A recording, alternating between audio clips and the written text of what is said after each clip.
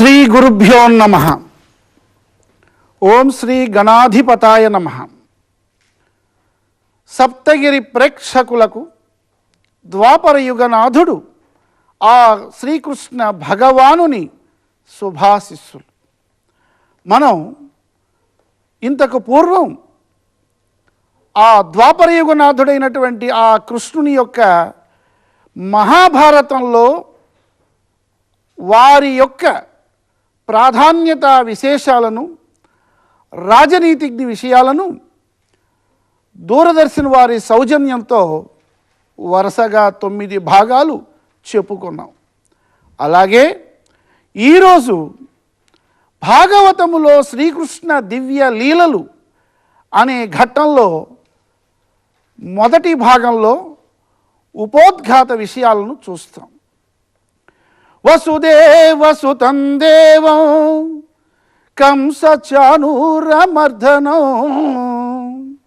దేవకీ పరమానందం కృష్ణం వందే జగద్గురు. ఈ ప్రపంచానికే గురువైనటువంటి ఆ కృష్ణ భగవానునికి ఒక్కసారి నమస్కరించి వారి దివ్య లీలలను గూర్చి మనం ఇలా మొదటి భాగంలో తెలుసుకుంటాం. వరుసగా 8 విషయాలను ఈ ప్రథమ అధ్యాయంలో ఇంచుక ఉపోద్ఘాత ఘట్టంగా మనం తెలుసుకుంటాం. వేదవ్యాస మహర్షి భారత ఇతివృత్తాన్నంతా కూడా విరచించిన తదుపరి తన యొక్క మనోక్లేశాన్ని పోగొట్టడం కోసం సరస్వతీ నదీ తీరంలో విలపించుతున్న తనకు ఆ నారదుని యొక్క బోధ వలన ఈ మహాభాగవత పురాణాన్ని వ్రాయడం జరిగిందన్నమాట. అటువంటి మహాభాగవతాన్ని సహజ పాండిత్యుడు అయినటువంటి బమ్మెర పోతనామాత్యుడు తెనిగించడం జరిగింది. అంచేత ఈ 8 విషయాలు మనం ఈనాడు ముచ్చటించుకునే ఈ ప్రథమాధ్యాయంలో మొట్టమొదటిగా భాగవతము అనే వేదం భక్తి శ్రద్ధలతో పఠిస్తే ఎలా మనకు అది ముక్తిధామం అవుతుందో పెద్దల వాక్యాన్ని ఇలా తెలుసుకుంటాం. నిగమంబులు వెయ్యి చదివినా నిగమములు వెయ్యి చదివిన సుగమంబులు కావు ముక్తి శుభగత్వంబో సుగమంబు భాగవతమును నిగమంబును పఠింప ముక్తి నివసముబుదా. ఓ పండితవర్య, భాగవతాన్ని చదవడమే నీకు చాలా వేదమైనటువంటి విషయం అన్నట్లుగా మొట్టమొదట ఇలా చెప్పుకోవచ్చు. అలాగే పుణ్యపురుషుడైన బమ్మెర పోతనామాత్యుడు తెలుగున శ్రీమద్ మహాభాగవతానికి శ్రీకారం చుట్టుతూ దాని పరమార్థాన్ని ఇలా ప్రస్తావించాడు. అది రెండో విషయంగా ఉపోద్ఘాతంలో చెప్పుకోవచ్చు. అదేమిటయ్యా అంటే, శ్రీ కైవల్య పదంబు చేరుటకునై చింతించదన్ లోక రక్షైకారభకు భక్త పాలన కళా సంభ్రంభకున్ దానవోద్రేక స్తంభకు కేలీలోల విలసదృగ్జాల సంభూత నానా కంజాత భవాండ కుంభకు మహానందాంగనాడింబకున్. శ్రీకృష్ణ పరత్వాన్ని, సౌలభ్యాన్ని ఒకే మొసలో పోసి రంగరించి ఒక దివ్యమంగళ విగ్రహాన్ని భక్తుల ఎదుట నిలబెట్టిన ఒక అపూర్వ గ్రంథమే శ్రీమద్ మహాభాగవతం. అలా మరొక మూడో విషయంలో భాగవతాన్ని కల్పతరువుగా పేర్కొంటూ ఇలా పోతన చెప్పాడన్నమాట. లలిత స్కందము కృష్ణమూలము సుకాలాభివామంబు మంజులతా శోభితమున్ సువర్ణ సుమనస్సుజ్ఞేయమున్ సుందరోజ్వల వృత్తంబు మహాఫలంబు విమల వ్యాసాల వాలంబునై వెలయున్ భాగవతాఖ్య కల్పతరువు ఉర్విన్ సద్విజశ్రేయమై. ఈ భాగవతం అనేటువంటి కల్పతరువును ఇలా చెప్తున్నాడు. లలిత స్కందము కృష్ణ మూలము. అలాగే భాగవతము తెలిసి పలుకుట చిత్రంబు సూలికైన తమ్మి చులికైనా విభుద జనుల వలన వినంత కన్నంత తెలియవచ్చినంత తేటపరుతూ ఎంత నిరాడంబరుగా నిగర్విగా తాను ఎంత సహజంగా చెప్తున్నాడు చూడండి. భాగవతము తెలిసి పలుకుట చిత్రంబు సూలికైన తమ్మి చూలికైన విభుద జనుల వలన వినంత కన్నంత తెలియవచ్చనంత తేటపరుతూ విద్యావతాం భాగవతే పరీక్ష విపత్తి కాలే గృహిణీ పరీక్ష రణాంగేని శస్త్రభృతాం పరీక్ష ధనంజయే హాటక సంపరీక్ష అనేది ఒక సుభాషితం. చిరంతన సూక్తి. విద్యావంతులకు భాగవతం పరీక్షగా గ్రంథంగా చెప్పబడుతుంది. గృహిణులకు సంసారంలో వచ్చే కష్టాలే పరీక్షలు. ఆయుధాలను ధరించిన వీరులకు యుద్ధరంగమే పరీక్షాస్థానం. బంగారానికి అగ్ని ఒకటే పరీక్షా సాధనం అని ఈ శ్లోకభావం అన్నమాట. దీనిని బట్టి భాగవతంలో వేదాంత తత్వాన్ని ప్రతిపాదించే ఘట్టాలు ఎంతో క్లిష్టమైనవిగా, వాటిని అర్థం చేసుకోవడం ఎంతో కష్టమైనదిగా స్పష్టమవుతుంది.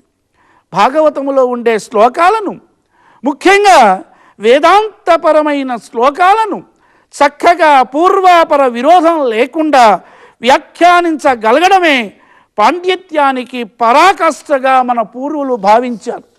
ఇక ఈ పురాణంలో శ్రీకృష్ణ లీలలు, చర్యలు, వాటి వల్ల వ్యక్తమయ్యే తత్వ రహస్యాలు ఈ అధ్యాయంలో వివరించబడతాయి.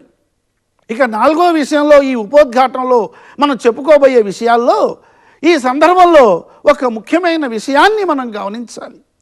భగవద్గీతకు, ఉపనిషత్తులకు, బ్రహ్మ సూత్రాలకు ప్రస్థాన త్రయం అనే పేరున్నదన్నమాట.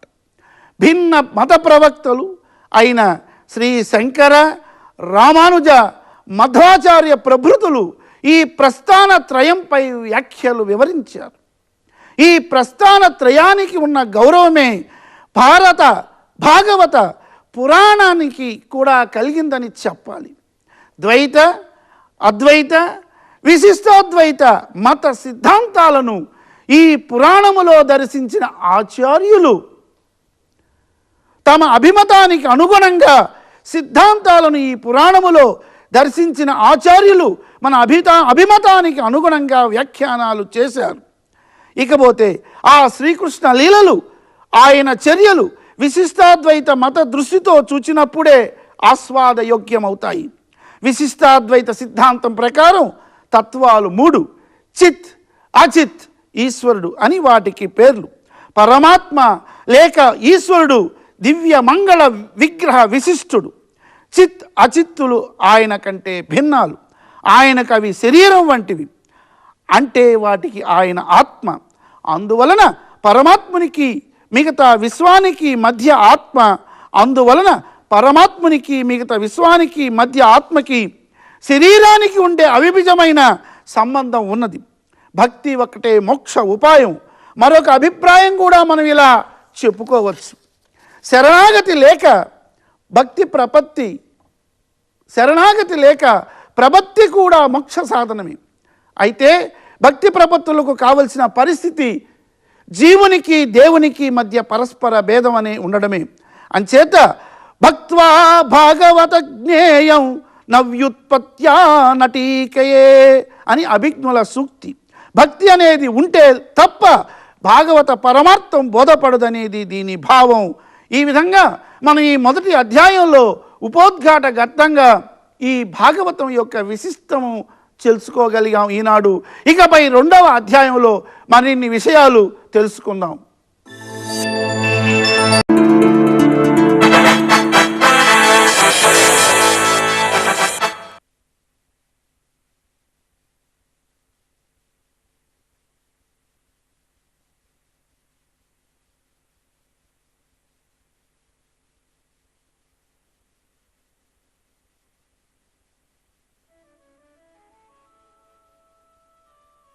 మనం ఈరోజు ద్వితీయ అధ్యాయంలో మరికొన్ని విషయాలు ముచ్చటించుకుంటాం.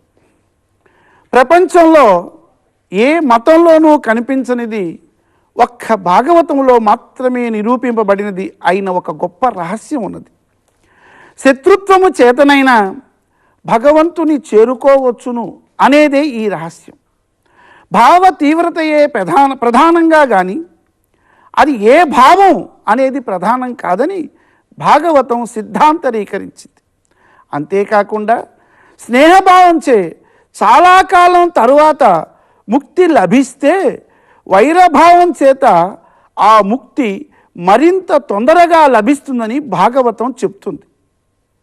వైరానుబంధంబున చేరిన చందంబున విష్ణు నిరతర భక్తిన్ చేరగరాదని తోచును నారాయణ భక్తి యుక్తి నా చిత్తమునన్ అన్నట్లుగా మనం తెలుసుకోవచ్చు. దశమస్కందం పూర్వభాగంలో శ్రీకృష్ణ కథ ప్రారంభం అవుతుంది. ఆయన అవతరించిన క్షణం మొదలుకొని ఆయన భూమి నుండి నిష్క్రమించే వరకు జరిగిన సమస్త వృత్తాంతాలు ఆయన దివ్యత్వాన్ని పరత్వాన్ని వేణోళ్ళ చాటుతున్నాయి.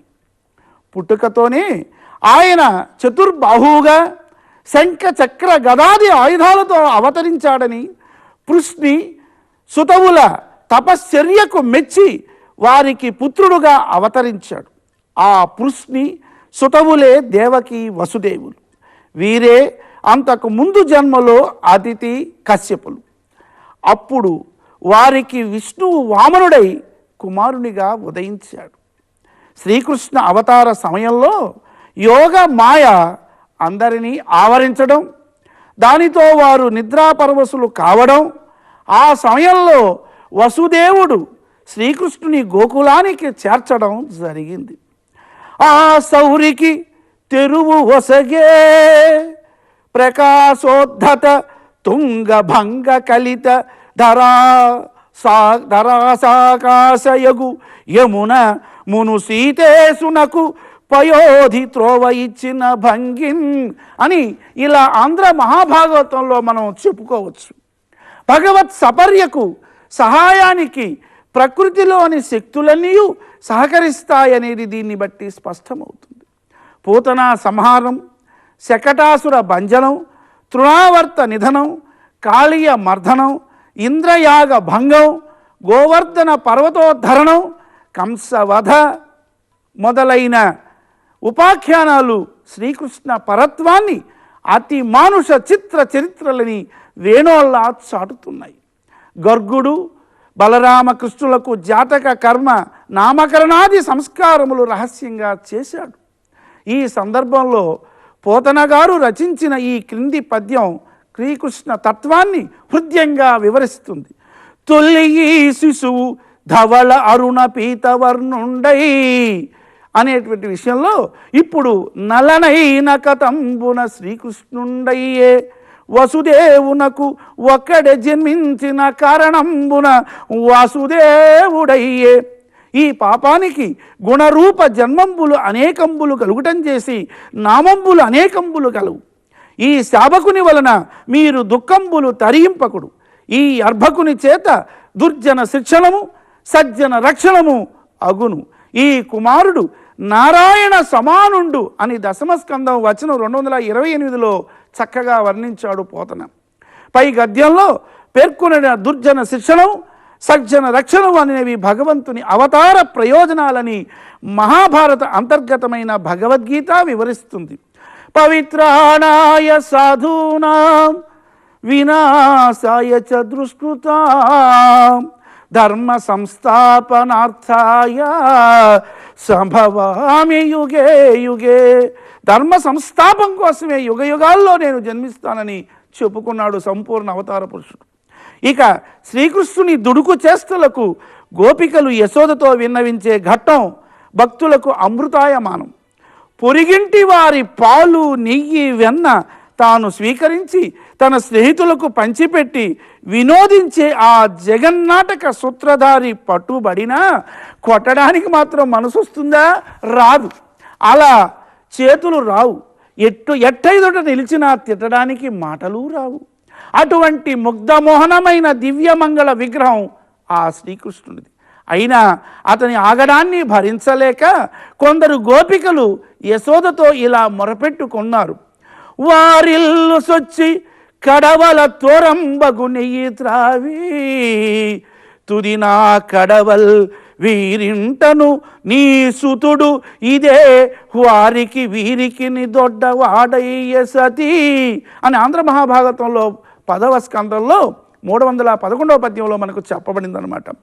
ఆడంజని వీరల పెరుగు ఓడక నీ సుతుడు త్రావి ఒక ఇంతుక తా కోడలి మూతిందుడిచిన కోడలి మృత్సనుచు అత్త కొట్టెల తాంగి అనేటువంటి విధంగా కూడా చెప్పబడింది. ఈ ఘట్టంలో శ్రీకృష్ణ లీలలను పోతన్న గారు అందమైన కందాలలో పొందుపరచడం ఒక విశేషం. శ్రీకృష్ణుడు గావించిన లీలలు, చమత్కారాలు, ఆడిన పరిహాసాలు, చేసిన విన్యాసాలు ఆనంద కందాలు కదా. మరి ఈ సందర్భంలో ముఖ్యంగా గమనించదగిన కందం ఒకటి ఉన్నది. మిగతా లీలలు అన్నీ ఒక ఎత్తు, ఇప్పుడు చెప్పబోయే లీల ఇంకొక ఎత్తు.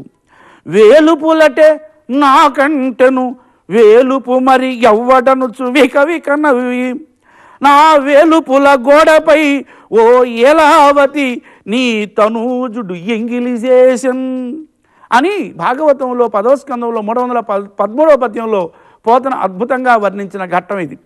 పూర్వం ప్రతి ఇంట్లోనూ వేలుపుల గోడ ఒకటి ఉండేది.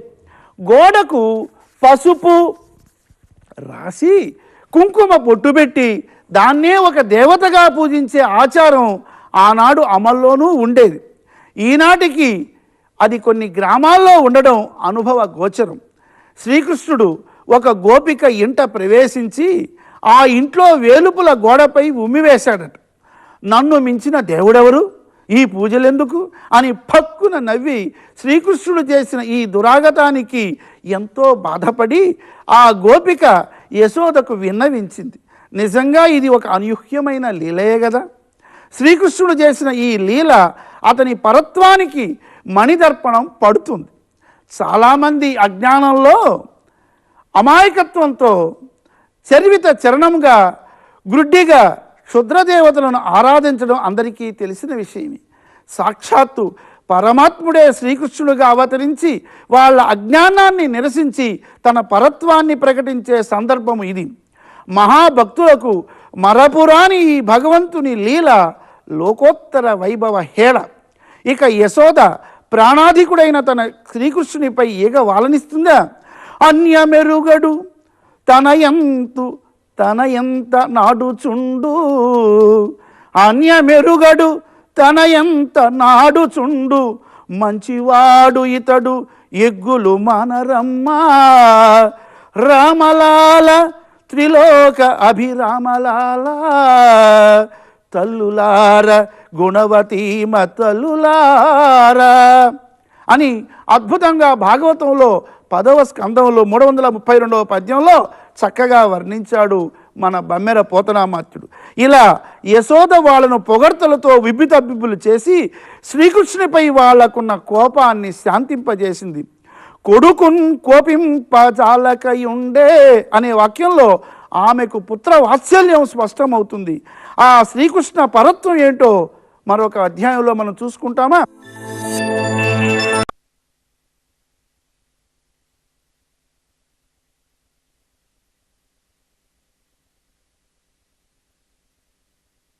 దూరదర్శిని ప్రేక్షకులకు లీలామానుష విగ్రహ వేషధారి ఆ ద్వాపరయుగనాథుని యొక్క శుభాశిస్సులు. ఇక మనం ఈ 3వ అధ్యాయంలో మరికొన్ని వారి లీలలను గురించి తెలుసుకుంటాం. శ్రీకృష్ణుడు చేసిన మరొక అద్భుత చర్య తన తల్లి యశోదకు తన చిన్ని నోటిలో 7 భవనాలు చూపించటం. అమ్మా మన్ను తినంగనే శిశువనో ఆ కొంటినో వెర్రినో నమ్మంజూడకు వీరి మాటలు మదిన్న నీవు కొట్టంగా వీరి మార్గంబు ఘటించి చెప్పెదరు కాదు ఏనియున్ మది ఆస్యంగంధంబు ఆఘ్రాణంబు చేసి నా వచనముల్త పైన దండింపవే అని అద్భుతమైన పద్యాన్ని పోతన మహాభాగవతంలో 10వ స్కంధంలో 337వ పద్యంలో వర్ణించడం చాలా విశేషం. ఈ మాటల్లో కృష్ణుడు, బాలకృష్ణుడు తన పరత్వాన్ని భగ్యంతరముగా పేర్కొన్నాడు. మన్ను తినడానికి నేనేమైనా చిన్న పిల్లవాడినా, ఆకలితో ఉన్నానా, వెర్రివాడినా అనే ప్రశ్నలతో ప్రారంభించి, నీవే కావాలంటే నా నోరు వాసన చూసి నా మాటలు తప్పైతే దండించు అని అంటాడు. ఇలా పలికినది పోతన గారి మాటలలో క్రీడా మనుజ బాలకుండైన ఈశ్వరుడు శ్రీకృష్ణుడు మన్ను తిన్నాడు. దానిలో ఒక అంతరార్థము ఇమిడి ఉన్నది. అత్తా చరాచర గ్రహణాత్ అనేది బాదారాయణి బ్రహ్మసూత్రం. సమస్త చరాచరాలని ప్రళయకాలంలో సంహరించేవాడు పరమాత్మ అనేది దీనికి తాత్పర్యం. తస్య బ్రహ్మస్య క్షత్రంచ ఉభే భవత ఓదనః అనేది ఉపనిషత్ వాక్యం. ఆయనకు బ్రాహ్మణ, క్షత్రియ, ప్రముఖ సమస్త ప్రాణి వర్గాలు ఆహారం అవుతాయని దీని భావం. మృద్భక్షణము చేసిన ఆ క్రీడా బాలుని ఇంగితము మరొకటి ఉన్నది. భూదేవి ఆయన భార్య. హిర్ష్యతే లక్ష్మీశ్య పత్నౌ అని పురుష సూక్తమునకు తెలియచేస్తుంది. విరాట్ పురుషుని లక్ష్మి, భూమి అని ఇద్దరు దేవేరులు ఉన్నారని దీని వివరణ. అందువలన ఆయన మృద్భక్షణం చేసిన సమయంలో భూదేవిపై తనకు గల అనిర్వచనమైన ప్రేమను అభివ్యక్తం చేస్తున్నట్లు గ్రహించాలి. అదేవిధంగా ఆయన గోకులంలో పరుల ఇండ్ల పాలు, పెరుగు మొదలైనవి భక్షించినా దానికి ఒక పరమార్థము ఉన్నది. ఇవి అన్నీ పయోవికారాలు.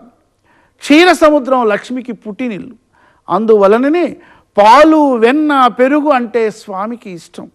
తన బాలుని నోట ముల్లోకాలను చూసిన యశోద ఒక్కసారి ఆశ్చర్యచకితురాలవుతుంది.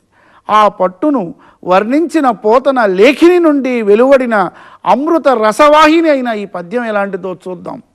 కలయో వైష్ణవ మాయయో ఇతర సంకల్పార్థమో సత్యమో తలపన్నేరకయున్నదానను యశోదాదేవి కానో పరస్థలమో పాలకుండు ఎంత ఈతని ముఖస్తంభై యజాండంబు ప్రజ్వలమై యుండుటకు ఏమి హేతువో మహాశ్చర్యంబు చింతింపగన్ అని ఆంధ్ర మహాభాగవతంలో పూర్వభాగం 10వ స్కంధములో 342వ పద్యంలో అద్భుతంగా వర్ణించాడు పోతనామాత్యుడు. ఈ పై పద్యంలో కూడా అనేక విశేషార్థాలు గోచరిస్తాయి. కలయో వైష్ణవ మాయయో అనే ఎత్తుగడలో సాగిన ఈ పద్యంలో వైష్ణవ మాయ అనే పదం సత్యాన్ని విశదీకరిస్తుంది. విష్ణువునకు సంబంధించినది వైష్ణవం. వైష్ణవ మాయ అంటేనే విష్ణువు యొక్క మహా ఆశ్చర్యకరమైనటువంటి శక్తి విశేషం. ఇక్కడ మాయా శబ్దానికి విశిష్టాద్వైత మతం ప్రకారం ఆశ్చర్యకరమైన ఒక అద్భుత శక్తి అని అర్థం చెప్పాలి, కానీ ఏమీ లేని ఒట్టి ఇంద్రజాలం అని చెప్పరాదు. మాయా శబ్దానికి అర్థం చెప్పాలని భగవద్ రామానుజులు తన శ్రీభాష్యంలో స్పష్టంగా తెలియజేశారు. అద్వైత మతస్థులు మాయా శబ్దానికి ఏమీ లేని దాన్ని ఉన్నట్లు తోపింపే ఒక అసత్యమైన భ్రాంతి వంటిదని అర్థం చెబుతారు. కానీ ఇది ఇక్కడ పొసగదు. ఎందుకంటే శ్రీకృష్ణుడే సమస్త జగన్నాథుడు, ఆయనలోనే సమస్త విశ్వము ఇమిడి ఉన్నది అనేది తాత్వికమైనటువంటి సత్యం. ఈ విషయాన్నే శ్రీకృష్ణుడు ఈ లీల ద్వారా తన తల్లికి తెలియచేశాడు. యశోద కూడా ఈ విషయాన్నే గ్రహించి ఇలా నిర్ణయించింది. బాలమాతృండగు నలీలు నిముఖమందు విశ్వమెల్ల ఇట్లు వెలసియుండు బాలు భంగినితడు బాసిల్లుగాని సర్వాత్ముడు ఆది విష్ణు వగుట నిజము అని 10వ స్కంధములో 302వ పద్యంలో 42వ పద్యంలో చెప్పబడిన విశేషం అన్నమాట. ఇది నిజం. యశోద శ్రీకృష్ణుని బాధలు భరించలేక రోకటితో కట్టింది. దాన్ని దొర్లుకుంటూ పోయి ఆ లీలా గోపాల బాలుడు యమలార్జున వృక్షాలను కూలద్రోశాడు. దానితో నల కూబర మణిగ్రీవుల శాప విముక్తి అయింది. ఇది ఒక అపానుష లీల. ఆ తరువాత శ్రీకృష్ణుని సామాన్య గోపబాలకునిగా తలచిన బ్రహ్మ శ్రీకృష్ణుని నేతృత్వంలో ఉన్న గోవులను, దూడలను, గోప బాలకులను ఒక్కసారిగా మాయం చేస్తాడు. కానీ సర్వేశ్వరుడైన ఆ శ్రీకృష్ణుడే తానే ఆ గోవస్య గోపబాలకులుగా బహురూపాలు దాల్చి బ్రహ్మకు దిగ్భ్రాంతిని కలిగిస్తాడు. రూపంబులెల్లనగు బహురూపకుడు ఇటు బాలవత్స రూపంబులతో ఏ పారుట ఏమి చోద్యము రూపింపగా అతనికి ఇతర రూపములు కలవే అని 512వ పద్యంలో దశమస్కందంలో మనకు చక్కగా వర్ణించాడు పోతన. ఇక స్మరింపదగ్గ పద్యం ఇది. ఇది ఒక వారమో లేక ఒక నెల కాలము పాటు జరిగిన లీల కాదు. ఇట్లు కృష్ణుండు బాలవత్స రూపంబులు దాల్చి తన్ను తాను రక్షించుకొనుచు మందను వనంబున అమంద మహిమంబున ఒక్క ఏడు క్రీడించే అని చెప్పాడు. ఆ పరమాత్ముని నిత్యలీలా శక్తికి తాక్కాణం. ఈ సందర్భంలో సుఖమహర్షి అన్న పద్యం మనోహరం. మోహములేక జగంబులు మోహింపగా, మోహములేక జగంబులు మోహింపగజేయ నేర్చు మొనసిన విష్ణు మోహించద ననియడి మోహింపించదననియడి మోహమున విధాత తానే మోహితుడయ్యన్, మోహమున తానే మోహితుడయ్యన్ అనేది 531వ పద్యంలో దశమస్కందంలో మనకు బమ్మెర పోతన వర్ణించాడు. చివరికి చతుర్ముఖుడు విశ్వతో ముఖుణ్ణి చూసి ఆశ్చర్యపడిన ఘట్టాన్ని పోతన మరొక అద్భుతమైన గద్యంలో వర్ణించాడు. వేదాంత విధులకైనను ఎరుంగరాని తెరంగున మెరయుచు కానంబడి వారలను కనుంగొని అనే భాగంలో ఈ భావం వెల్లడి అవుతుంది. అడుగుల పైబడు లేచున్ పడు క్రమ్మరలేచునిట్లు భక్తిన్ మునుతా పొడగనిన పెంపు తలంపుచు దుడుకని మహిమాబ్ది నజుడు దుడుకడచెన్రుపా అనే పద్యంలో బ్రహ్మ తన అవివేకానికి పశ్చాత్తుడై అన్యదా శరణం నాస్తి అంటూ శ్రీకృష్ణుని పాదార విందాలపై బడి క్షమాభిక్షను యాచించిన తీరు అజ్ఞానాంధులకు కనువిప్పు కలిగించక మనదు కదా. ఇక ఆ తర్వాత శ్రీకృష్ణుడు చేసిన మరొక అతి మానుష లీల దావాగ్నిని మిరింగడం. అనగా ఈ ప్రతి ఒక్క అధ్యాయంలో కూడా ఆ దైవ మానుష లీలలు ఒక్కొక్కటి అంచెలంచెలుగా చెబుతూ పోతుంటే అది వర్ణింప తేనె జువినట్లుగా ఉంటుంది. మధురాతి మధురం. ఆయన లీలను వర్ణింప ఎవరికి కూడా సాధ్యం కాదన్నట్లుగా బ్రహ్మదేవుడే అనిదా శరణాస్తి త్వమేవ శరణం భవ అని ఒప్పుకున్నాడు అన్నట్లుగా చెప్తాడు. ఇక దావాగ్ని మృంగడం అనేటువంటి మరొక అమానుషలలో గోపాలురు గోవులు ఉన్న అడవిని ఒక్కసారి కార్చిచ్చు కమ్ముకొన్నది. ఆ మహాగ్నిలో ప్రాణులన్నీ మాడి నశించే అపాయం ఏర్పడ్డది. అప్పుడు ఆ గోపాలురందరూ ఆయన్ని శరణాగతి పొందారు. నీ చుట్టాలకు ఆపదల్ కలుగునే ఏమేమెల్ల నీవారము అన్యాచారంబులెరుంగ ఈసుడవు అని పద్యంలో చెప్పాడనమాట పోతన. ఏనాడో మొసలివాతవై చిక్కిన కరీంద్రుని శరణాగతి ఇక్కడ ధ్వనిస్తుంది. అపార దయామయుడైన శ్రీకృష్ణుడు వాళ్లకు అభయమిచ్చి ఒక్కసారి ఆ దావానలాన్ని చేశాడట. ఈ పట్టున కవి చెప్పిన పద్యం చాలా హృదయం. కార్చిచ్చార్చిచ్చు పటుత్వము నేర్చునే నరుడకడు సౌరి నేడు ఇదే కార్చిచ్చు ఆర్చి మనల రక్షింపగ నేర్చె ఇతండు అజుడో హరియో నిటలాక్షుడో అని 747వ పద్యంలో అద్భుతంగా ఆయన బ్రహ్మ విష్ణువ ఈశ్వరుడు అనే విధంగా వర్ణిస్తాడు. ఇలా ఎన్నో విషయాలను మనం ఈనాడు ఈ 3వ అధ్యాయంలో అంచెలంచెలుగా ఆ మహానుభావులని లీలలను చెప్పుకుంటూ ఉంటే ఎంతో ఆ ద్వాపరయుగ నాథుడు ఆ కృష్ణ పరమాత్ముడు ఆయన ఆది మధ్యాంత రహితుడుగా లోకానికే ఒక సద్గురువుగా చెప్పబడిన ఇతివృత్తం ఆయన లీలలని ఎన్నో మనం వింటుంటే ఆనందంగా కనులకు ఇంపుగా చూడ్డానికి, వినులకు ఇంపుగా వినడానికి, మధురాతి మధురంగా ఉండడానికి అంచెలంచెలుగా ఉన్నాయి. ఇకపై 4వ అధ్యాయంలో మరికొన్ని విశేషాలు చెప్పుకుందాం.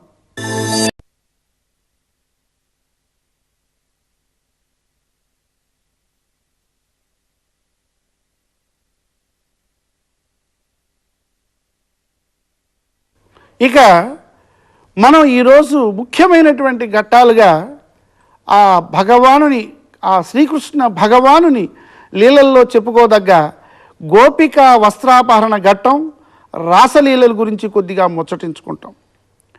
ఇక స్నానం చేస్తున్న గోపికల వస్త్రాలను దొంగలించి వారితో సరసాలు ఆడడం బుద్ధిమంతుల లక్షణం కాదు కదా, ఇది ఏ విధంగా సమర్థనీయం అని కొందరు దోషంగానూ భావించవచ్చు.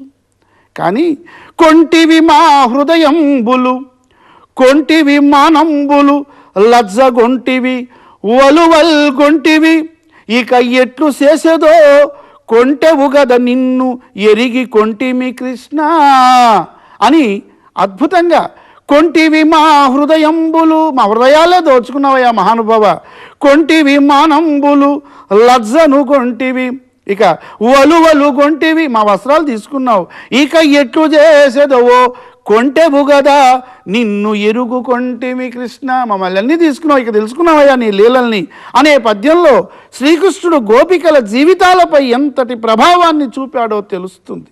అయితే శ్రీకృష్ణుడు వాళ్ళతో అన్న మాటలు ఆలోచన అమృతాలు. నా ఇంటికి దాసులై, నా ఇంటికి దాసురలై, నా ఆజ్ఞ వహించి మీరు నడచెదరేని, మా అంబరంబులు ఇచ్చేద, ఆ అంబరంబులిచ్చేదన్, తోయంబులు వెడలి రెండు తొయ్యలులారా అని 10వ స్కంధంలో 835వ పద్యంలో అద్భుతంగా చెప్పాడు. నా ఇంటికి దాసులై, దాసరులై అనే నా ఆజ్ఞ వహించి మీరు నడిచెదరే, నా మాట వింటే చాలు అనేటువంటి విధంగా శ్రీకృష్ణుడు స్వస్వరూపాన్ని, జీవస్వరూప స్వభావాలను సూచించాడు. సమస్త ప్రాణులు స్వతహా పరమాత్మకు దాసులే కదా, కాబట్టి ఆయన ఆజ్ఞను అనుసరించి వాళ్ళు నడుచుకోవడమే వాళ్ళ స్వరూపానికి తగిన లక్షణం అవుతుంది. దాసభూతాః స్వతః సర్వే ఆత్మానః పరమాత్మః అతోహమపి తే దాసః ఇతి మత్వా నమామ్యహం. ఇది మంత్రరాజ పదస్తోత్రంలో 12వ భాగంలో చెప్పబడిన శ్లోకం అన్నమాట. అహిర్బుద్ధ్య సంహిత అనే పంచరత్న ఆగమంలో కూడా ఉన్నది. ఈ లక్ష్యాన్ని శ్రీకృష్ణుడు గోపికలకు తెలిపాడు. వాళ్ళ చీరలను అపహరించుట వాళ్లకు ఒక విధంగా బుద్ధి చెప్పడానికే. వాళ్ళు కాత్యాయని వ్రతం చేస్తున్నారు. వ్రతం చేసేవాళ్ళు నిర్వస్త్రాలుగా స్నానం చేయకూడదు, దానివలన ఏ ఫలితమూ రాదు. ఏ వ్రతం చేసినా ఒక్కసారి చేతులెత్తి భక్తితో శ్రీకృష్ణుని నమస్కరిస్తే ఆ వ్రత నిర్వహణలో ఏర్పడే లోట్లు తొలగిపోయి సత్ఫలితాలు కలుగుతాయి. ఆ విషయాన్నే ధర్మశాస్త్రాలు ఒక ప్రక్కన ఉద్ఘాటిస్తాయి. కానీ ఏ చదువు లేని అమాయకులైన ఆ గోప స్త్రీలకు ఈ వ్రత రహస్యాన్ని శ్రీకృష్ణుడు తప్ప మరి ఎవరు చెప్పగలరు? ఈ సందర్భంలో శ్రీకృష్ణుడు చెప్పిన మాటలు గమనింపబడినవి. వ్రతనిష్టలైయుండి వలువలు గట్టక, వ్రతనిష్టలైయుండి వలువలు కట్టక, నీరు సొత్తురే మీరు నియతి దప్పి, కాత్యాయనీ దేవి కళ్ళ సేయుటగాక, ఈ రీతి నోమువారెందుగలరు అంటూ శ్రీకృష్ణుడు చేసిన మందలింపులో ఎంతో పరమార్థం ఉన్నది. దానితో వారి వ్రతం సంపూర్ణమైనది. ఆ తర్వాత పేర్కొనదగినది గోవర్ధన పర్వతోద్ధారణము. అంతవరకు గోపాలకులు ఇంద్రయాగం చేసేవారు. కానీ శ్రీకృష్ణుడు దాన్ని కాదని పశువులకు, గోవర్ధన పర్వతానికి, బ్రాహ్మణులకు పూజ చేయడం మంచిది, ఇంద్రునికి ఎందుకు ఈ పూజలు అంటూ గోపవృద్ధులకు నచ్చజెప్పి గిరి పూజ చేయించాడు. తానే పర్వత రూపాన్ని ధరించి వాళ్ళు సమర్పించిన నైవేద్యాన్ని స్వీకరించాడు. దాంతో దేవేంద్రునికి కోపం వచ్చింది. ప్రళయకాల మేఘాలను రప్పించి గోకులంపై బ్రహ్మాండమైన రాళ్లవాన కురిపించాడు. ఇది అంతా మహేంద్రుని చర్యగా గ్రహించిన శ్రీకృష్ణుడు ఆ గోపాలునందరినీ ఓదార్చి కరుణతో గోవర్ధన పర్వతాన్ని అవలీలగా చిటికెన వ్రేలితో ఎత్తి ఛత్రముగా పట్టుకున్నాడు. ఇది మరొక అతి మానుష లీల. కిరియై ధరమెత్తిన హరి కరి సరసముకులగమెత్తుగతి త్రిభువన శంకర కరుడై, గోవర్ధనగిరి ఎత్తెన్ చక్కనొక్క కేలన్ లీలన్. ఈ విధంగా 7 అహోరాత్రుల పాటు గిరిని ధరించాడు ఆ శ్రీకృష్ణుడు. దీనితో మహేంద్రుని గర్వభంగం అయింది. అలాగా అక్కడ బ్రహ్మదేవుడికి ఇక్కడ ఇంద్రుడికి ఇద్దరికీ కూడా తన యొక్క లీలామానుష వైభవంతో ఏమిటో వివరంగా చూపించాడు. అప్పటికి శ్రీకృష్ణుని వయస్సు 7 సంవత్సరాలు. 7 ఏండ్ల బాలుడెక్కడా క్రీడిన్ కరితెమ్మి ఎత్తు క్రియ నిందరముంజాడ గిరి ఎత్తుటెక్కడా వేడుక నొక చేత నేడు వేరుగగాదే. స్వర్గాన్ని తాను పాలిస్తున్నాననే అహంకారంతో శ్రీకృష్ణుని పరత్వాన్ని గ్రహించలేని ఇంద్రుడు శిలావర్షాన్ని కురిపించి మహా అపరాధం చేశాడు. చివరికి అతని పరత్వాన్ని గ్రహించి శరణుయొచ్చి ధన్యుడయ్యాడు. కాబట్టి భగవంతుని చేరడానికి అమాయక మనుష్యులకు అకల్మషమైన భక్తి సాధన అవుతుంది కానీ ఉన్నత పదవులు అహంభావం కాదని ఈ ఉదంతం ద్వారా తెల్లమవుతుంది. నా వంటి వెర్రివారిని శ్రీవల్లభ నీవు శాస్తి చేసితివేని కావరము మాని పెద్దల త్రోవల జరుగుదురు బుద్ధి తోడుత నీసా అని మన మహేంద్రుడు చెప్పుకుంటున్నాడు. ఒక్కొక్క లోకముగా చుచు ఎక్కుడు గర్వమున ఏమో ఈసులమనుచున్ చొక్కి ననుబోటి వెర్రులు నిక్కము మీ మహిమ తెలియ నేరమనంతా అని దశమస్కందములో మన పోతనామాత్యుడు అద్భుతంగా వర్ణించిన ఘట్టం 939వ పద్యంలో ఇంద్రుని యొక్క గర్వం అణిగినట్లుగా చెప్పబడింది. ఇక శ్రీకృష్ణుని పరత్వము స్పష్టమయ్యే మరొక ఘట్టం గోపికా గీతం అన్నమాట. గోపికలది నిష్కామ ప్రేమ, నిరంతర భగవత్ స్మరణమే వాళ్ళ జీవన రహస్యం. దీన్నే శ్రీవైష్ణవ మతాచార్యులు అనుస్మృతి అని అన్నారు. ఇదే ఉత్తమమైన భక్తి మార్గం. శ్రీకృష్ణుడు కంటికి కనపడనప్పుడు ఎంతో ఆవేదనతో అతనిని వెదకసాగారు గోపికలు. వారి అన్వేషణలో తరులు గిరులు అన్నీ సచేతన వస్తువులుగానే వాళ్లకు కనిపించాయి. నల్లనివాడు పద్మనయనంబులవాడు కృపారసంబుపై చల్లెడువాడు మౌళి పరిసర్పిత పించమువాడు నవ్వు రాజిల్లడి మొమువాడు ఒకడు చెల్వల మానధనంబు తెచ్చే ఓ మలియలార మీ పొదల మాటున లేడు కదమ్మ చెప్పరే అని ఆ మల్లీలను అడుగుతున్నారన్నమాట ఆ గోపికలు. ఈ పట్టున పోతనగారి పదప్రయోగం శ్రీకృష్ణ పదపద్మయోగంగా మారింది. పొగడదగువాని పోనరే పొగడలార పొగడదగువాని కనరే పొగడలార ఈడు ఎరుంగని విపుడు చూపుడు ఈడలార మొల్లమగు కీర్తివాడు ఏటి మొల్లలార సుఖనిగదితుని చెప్పుడు కిం సుఖములారా అని ఆ పద్యంలో అద్భుతమైనటువంటి భావాన్ని ఆ పూల పేర్లతోనే ఇక్కడ వర్ణించాడనమాట. ఈ పద్యాల్లో అభివర్ణితమైన శ్రీకృష్ణ సౌందర్యం అమాన్వస గోచరం. వేదాంత వేత్తలకైనా గోచరింపని పరతత్వము గోపికల కళ్ళ ఎదుట గోచరించిందంటే వాళ్ళ భక్తి ఎంత నిష్కల్మషమైనదో మనం ఊహించవచ్చు. ఇలా ఎన్నో విషయాలు మనం చెప్పుకోవడానికి ఈ గోపిక గీతలతో పాటు భగవద్గీతలేవి. భగవంతుని గురించి గోపికలు ఆలపించిన గీతలు. గోపికలు విద్యావంతులు కాదు, అయినా అవిద్య వాళ్లను ఆవరించలేదు. శ్రీకృష్ణుడే పరమాత్ముడిని భావించిన విజ్ఞానవతులు ఆ సతులు. నీవు యశోద బిడ్డడవే నీరజ నేత్ర సమస్త జంతు చేతో విదితాత్మ ఈసుడవు తొల్లి విరించి తలంచి లోక రక్షావిధమాచరింపుమని సన్నుతి సేయగా మత్కులంబునన్ భూవలయంబుగావనిటు పుటితిగాదే మనోహరాకృతిన్ అని దశమస్కందములో 1038వ పద్యంలో మనకు అద్భుతంగా పోతన వర్ణించిన విషయంలో ఈసుడవు నీరజ నేత్ర అనే పదాలు అర్థవంతాలు.